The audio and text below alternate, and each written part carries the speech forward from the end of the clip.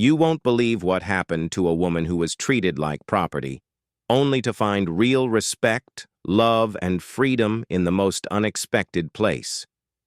This is the powerful story of Birdie, a young widow in the Wild West whose life took an unforgettable turn when she refused to be bought, sold, or defined by anyone else's rules. Let's rewind to a blistering September afternoon in Stillwater Ridge, a town where the sun beats down harder than the law and gossip travels faster than dust on the wind. Bertie Corbin stood barefoot on the splintered porch of Kellerman's General Store, her heart pounding like a runaway horse.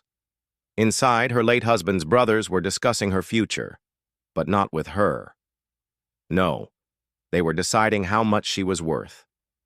Like a broken plow or a lame mule. She's got all her teeth, one said.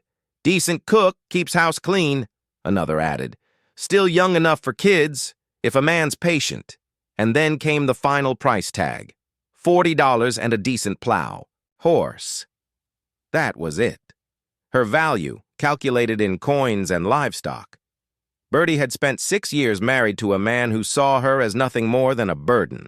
Now, with his death, she was back on the auction block, this time by his own blood relatives. No children? Good. No baggage? Even better. She wasn't a person to them. She was inventory, and that's when she made a choice no one expected. She walked away. Not back to the cabin. Not into town, but toward the horizon, toward something unknown, something better. Now.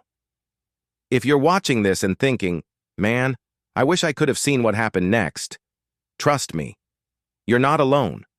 This is the kind of story that sticks with you. If you felt anything for Bertie just now, don't walk away like part of the 96% who never hit subscribe. You're free to do it.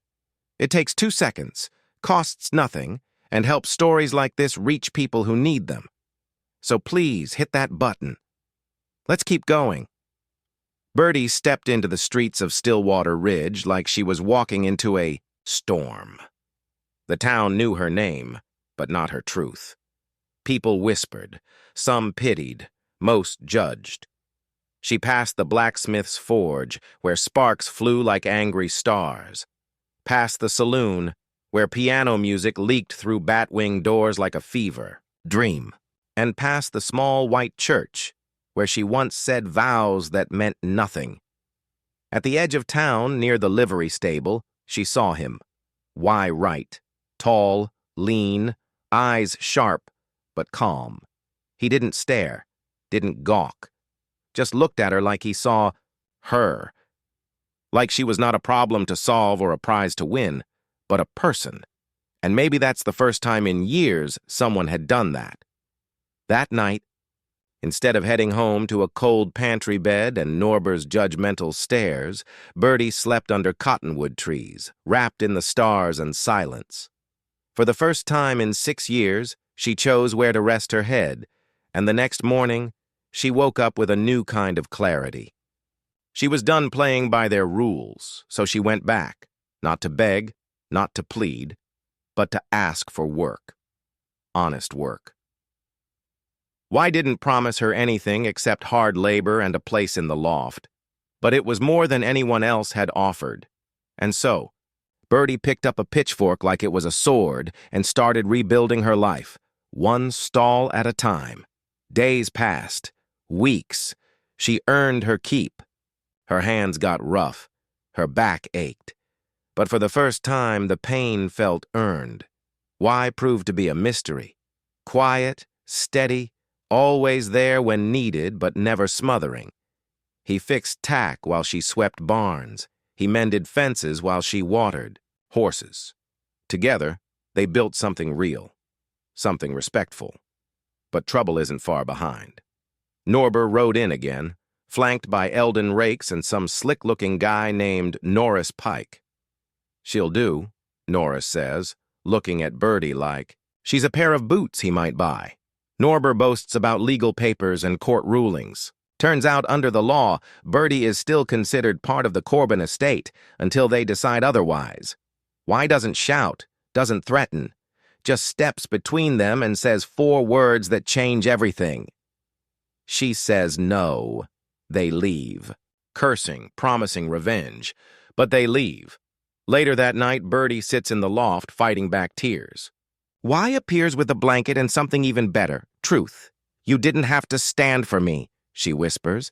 Yes, I did, he says, because you're not property. You're a person, and people deserve the dignity of choice. It hits her like lightning. He's not trying to save her, he's trying to see her, and that's rarer than gold.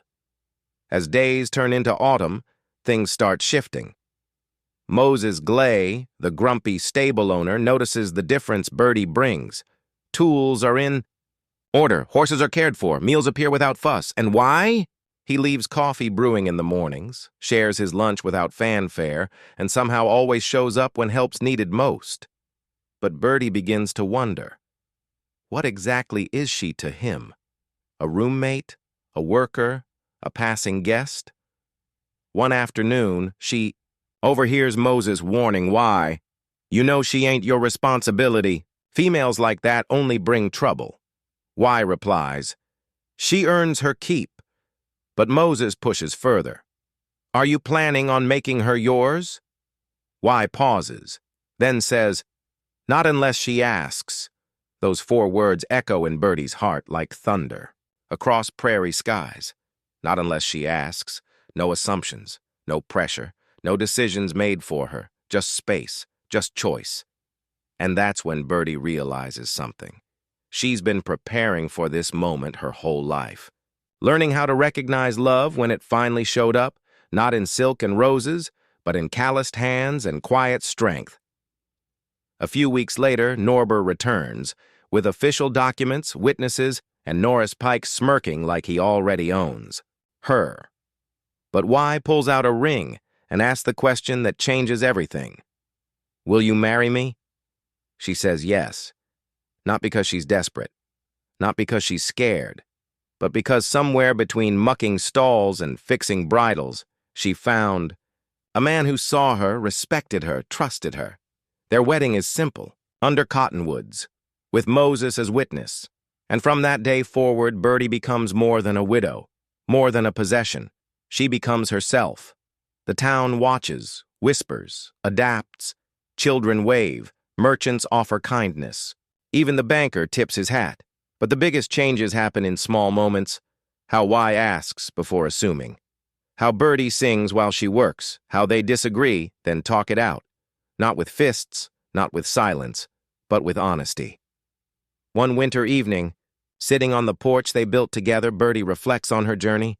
I used to think I was cursed, she tells Y. Born under a bad star. He smiles, carving wood into something beautiful.